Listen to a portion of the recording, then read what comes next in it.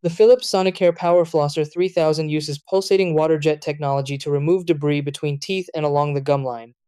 To get started, fill the 250 milliliters reservoir with lukewarm water, which provides about 60 to 90 seconds of flossing time.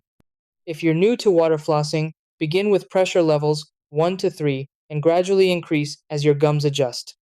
Before turning the unit on, place the nozzle inside your mouth and lean slightly over the sink. Close your lips gently around the tip to reduce splashing. Start at the back teeth and trace along the gum line, pausing briefly between each tooth.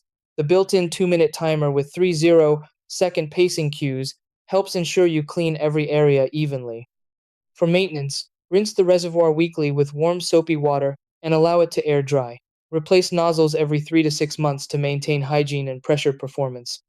In hard water areas, descale monthly using a diluted white vinegar solution to prevent mineral buildup that can reduce water flow. A full charge typically delivers up to 2 weeks of regular use. With proper care and consistent use, this flosser can significantly improve gum health and overall oral hygiene.